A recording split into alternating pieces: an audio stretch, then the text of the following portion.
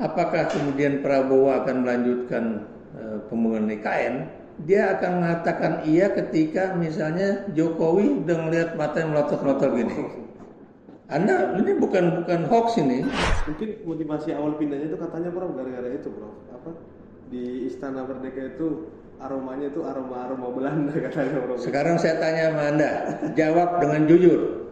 Anda sebagai Jokowi, katanya aromanya aroma kolonial. Iya. Kenapa dia mau nambah dari ketiga periode? Sebenarnya Prof Jokowi mau kasih tahu bahwa saya hari ini masih menggunakan sistem kolonial. Itu mungkin Kan Anda suka tuh aksi di depan istana. Kecium nggak aromanya? Gimana? Enggak, Apakah itu juga yang menjadi membuat Anda sepakat untuk di era Jokowi itu memang nggak boleh aksi di sana lagi dari 2018.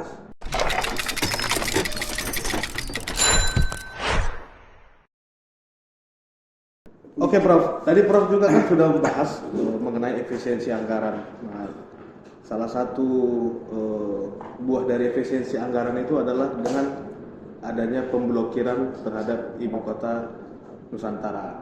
Anggaran untuk IKN yang sudah diblokir, dan kemarin juga kepala otorita IKN juga kan sudah mengundurkan diri ya. Dan sudah banyak juga ya beberapa slide foto dari kondisi IKN terkini yang sudah seperti fosil, sudah seperti bangunan-bangunan yang tidak terawat lagi. Nah ini Prof, dari Prof sendiri gimana, apa yang Prof lihat dan kenapa kemudian IKN ini yang seyogianya, kalau dari saya melihatnya Prof, itu kan dari awal sebenarnya tidak pernah disinggung oleh Prabowo ya. Dari awal dia pidato ketika dilantik di DPR itu tidak pernah satu kata pun dia mengatakan bahwasanya IKN itu menjadi prioritasnya dia, melainkan MBG adalah menjadi prioritasnya dia.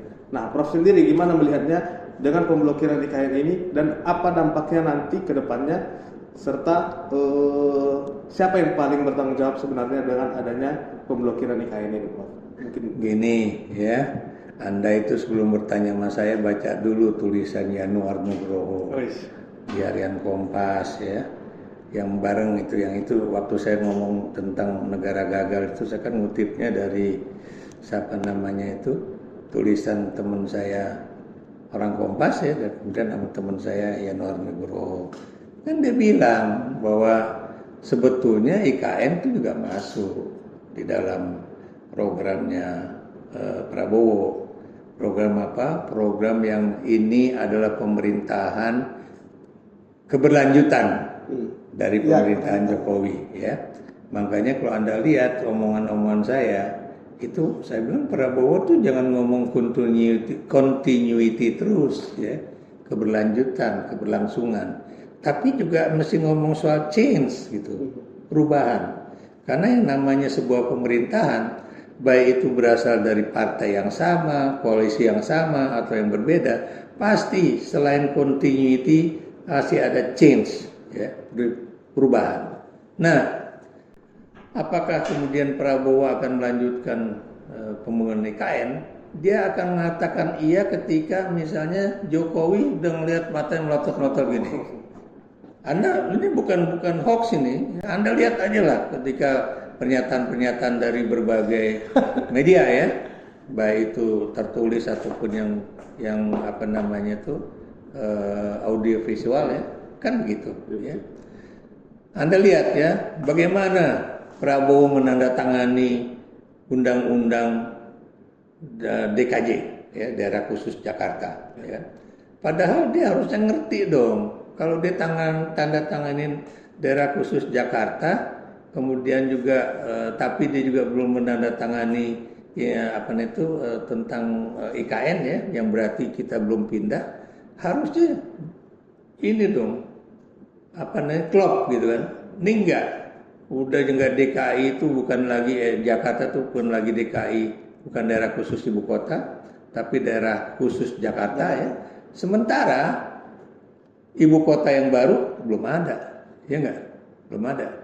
Dan kemudian Anda juga lihat ya, kita jangan kemudian melihat dari laporan-laporan resmi yang ada di pemerintahan aja. Laporan-laporan media massa, apa yang terjadi ya? Landasan yang dibanggakan itu katanya sekarang sudah bisa dilandasi oleh pesawat kepresidenan. Saya pikir sih pesawat kepresidenan Boeing 737 yang dibeli sama Presiden SBY, nggak taunya pesawat yang dimaksud adalah pesawat kecil private jet gitu ya, yang untuk jumlah penumpang berapa orang, ya nggak? Iya, kalau gitu sih no wonder bisa mendarat. Tapi kemudian apa yang terjadi sekarang ya, begitu hujan kemarin turun, waduh, Anda tuh nggak usah nyari-nyari yang apa itu apa hoax atau enggak. Bagaimana itu yang namanya airportnya ya, dan kemudian daerah-daerah di mana di sekitar airport itu lumpurnya banyak banget ya. Kemudian orang yang lagi kerja cuma bengong aja ngeliatin gituan, ngumpulin rumput-rumput yang lagi banyak berarakan. Apa yang saya katakan di sini, itu yang disebut dengan landasan pesawat IKN itu sekarang nggak bisa dipakai, khususnya di musim hujan, ya nggak? Sementara yang rencana dia juga mau bangun landasan di tempat lain, saya nggak tahu ya. Jadi atau enggak itu juga nggak tahu. Saya pada saat itu masih di Tunisia ya sebagai dubes. Saya juga bingung aja nih, IKN ini serius nih mau dibangun gitu. Kenapa? Karena saya itu sering ke Kalimantan, ya. Itu kalau Anda pergi dari apa namanya itu Kalimantan Barat tuh Pontianak, Anda mau pergi ke Malaysia tuh kan masuk ke daerah Entekong ya, terus kemudian masuk ke wilayah ke Malaysia ya. Dan itu pasti kalau Anda mau masuk ke wilayah yang dimana ada pintu gerbang imigrasi ya, namanya daerahnya, aduh saya lupa namanya. Anda pasti akan melewati sungai-sungai, ya, sungai-sungai. Apa yang ingin saya katakan di sini, sungai di Kalimantan itu selain lebar itu juga dalam, ya. Tapi pada saat musim panas, musim hujan, apa yang terjadi? Banjir. Ya. Tapi pada saat musim panas, Anda melongok ke dalam sungainya, nyari airnya aja setengah mati. Itulah yang namanya sungai-sungai di Kalimantan, ya. Atau Anda lihatlah laporan Kompas ya, itu Kompas itu sebelum IKN ini kan dia udah kasih laporan ya, bagaimana petani di sana mengatakan bahwa airnya itu nggak bagus buat pertanian. Ini bukan buat konsumsi, ini buat pertanian. Perikanan darat nggak bagus juga, nggak bagus gitu. Apa yang mereka pakai adalah air tadah hujan, ya. Ini berarti nggak beda dengan wilayah di Papua, di daerah perbatasan di Papua sana ya. Itu banyak kan orang pakai air tadah hujan. Apa yang saya katakan di sini adalah bahwa airnya itu nggak mendukung untuk misalnya kalau kota itu menjadi ibu kota negara, nggak cukup. You know what I mean? Ya. Itu satu ya. Kedua ya, Jokowi itu ini banget tuh bersemangat banget ingin membangun apa namanya IKN, bukan cuma istana ya, upacara diadakan di sana dan itu harus selesai dalam masa pemerintahan dia gitu kan. Kenapa ya? Saya ini kuliah dulu di Australia ya. Tentunya saya pernah ke ibu kota Australia yang namanya Canberra.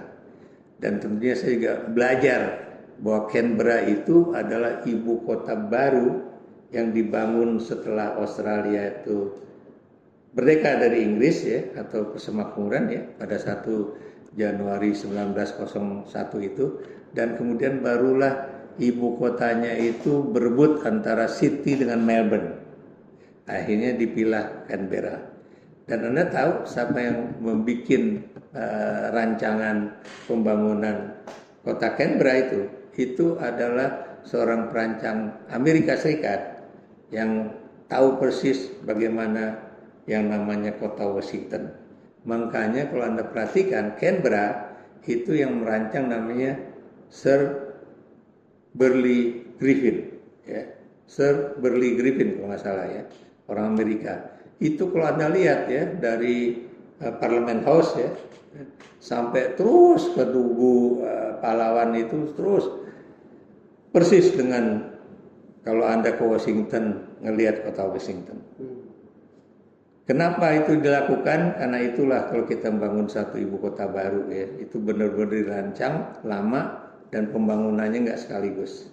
Anda lihat juga bagaimana misalnya Malaysia membangun ibu kota yang baru.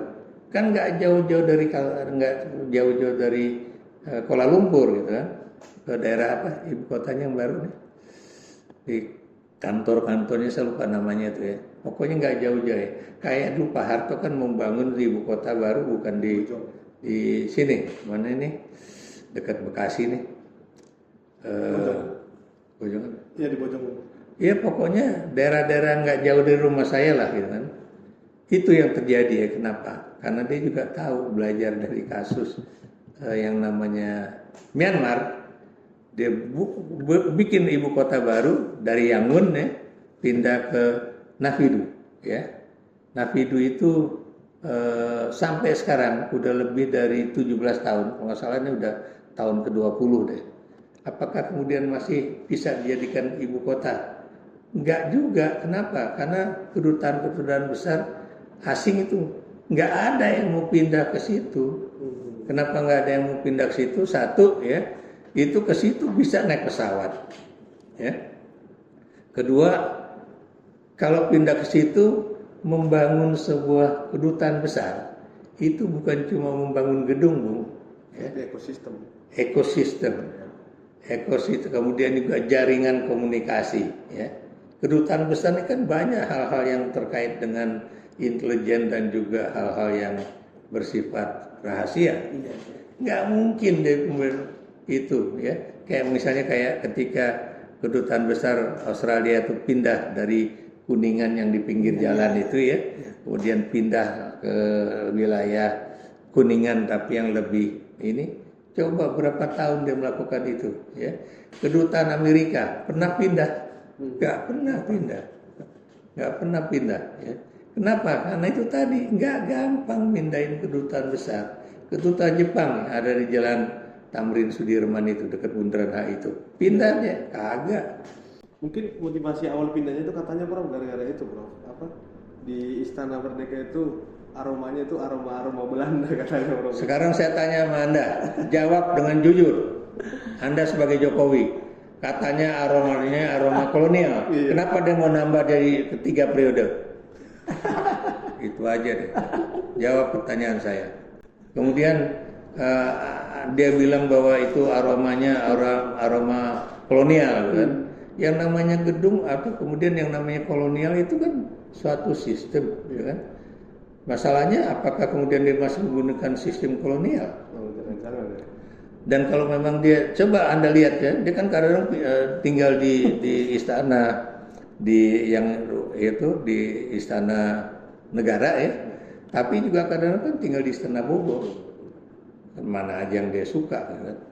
Yang tinggal di istana itu cuma kalau nggak salah itu ya, itu adalah Presiden Soekarno sama Jokowi sama Gus Dur. Setahu saya ya, Habibie nggak tinggal di situ ya. Setahu saya Pak Harto juga nggak tinggal di istana.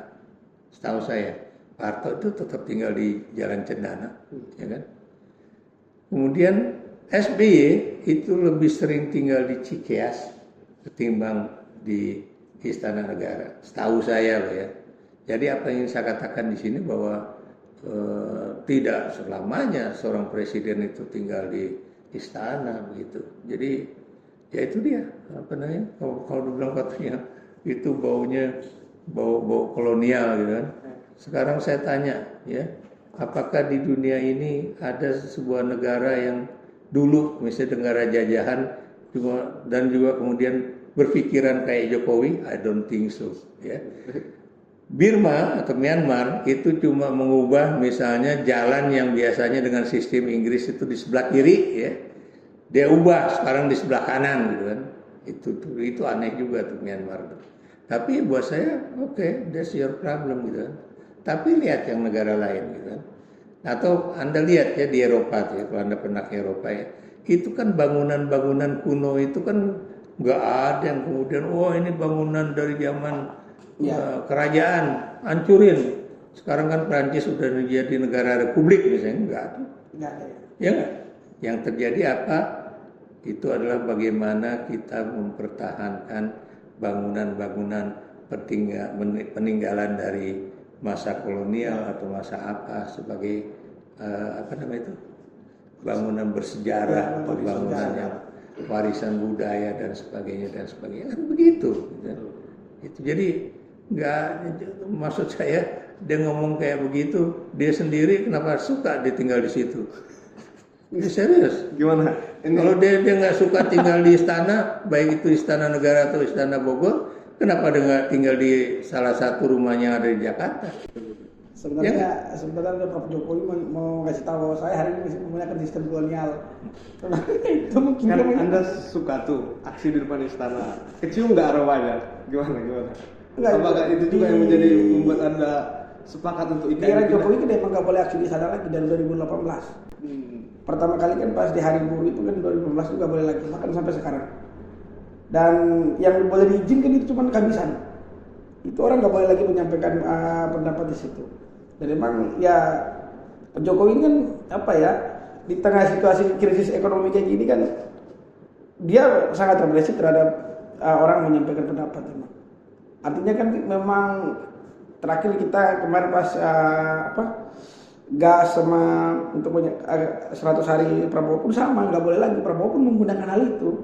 Jadi Prabowo dia bukan melanjut dalam tanda kutip yang positif ya Pak Jokowi, malah lebih buruk lagi sebenarnya. Nih, saya ngomong terus terang ya.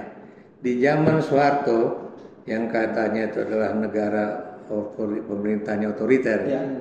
boleh nggak kita lewat di depan istana? Boleh. Saya tuh pernah ditegur sama apa namanya itu penjaga istana itu ya. Gara-gara apa? Karena saya naik sepeda. Itu aja.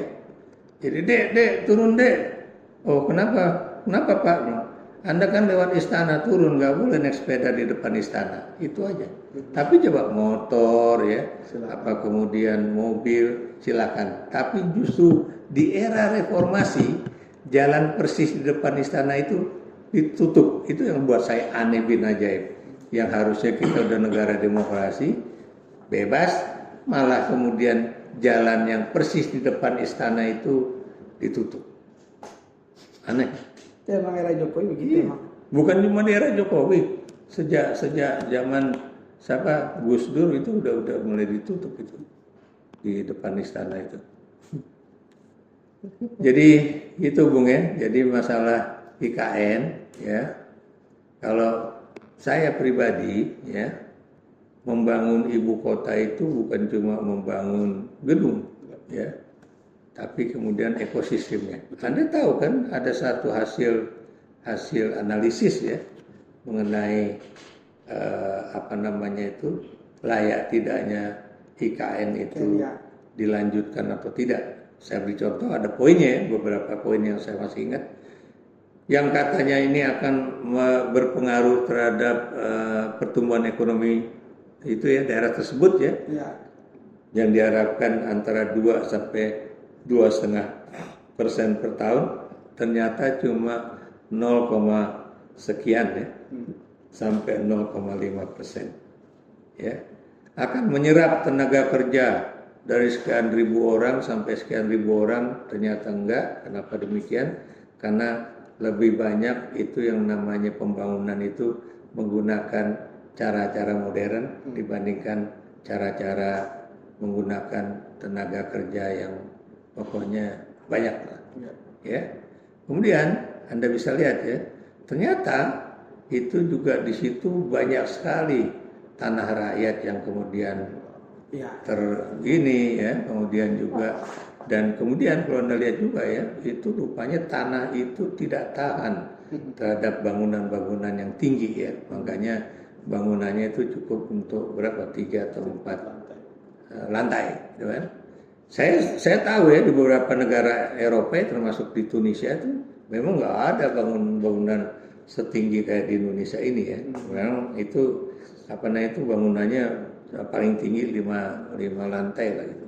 Tapi itu bukan karena struktur tanah, karena memang model bangunan Eropa baik dari zaman Romawi ataupun Yunani ya, itu memang nggak tinggi banget. Coba Anda ke Eropa deh, emang bangunannya ada gedung pencagar langit? Enggak. Yang ada gedung pencakar langit itu kan cuma Amerika Serikat ya, yang kemudian dipakai juga Indonesia ya, yang awalnya dengan gedung Bank BNI itu yang di apa, Duku Atas ya, itu kan sampai 46 lantai kalau nggak salah ya. Tapi yang di Kuningan itu ada yang lebih tinggi lagi. Jadi apa yang saya katakan di sini ya, bahwa bangunan yang ada pencakar langitnya itu justru lebih banyak di negara-negara Asia ya, ketimbang di negara-negara Eropa ya, atau Asia dan Amerika lah gitu. Tapi kalau Eropa saya lihat itu bangunannya ya nggak tinggi-tinggi banget.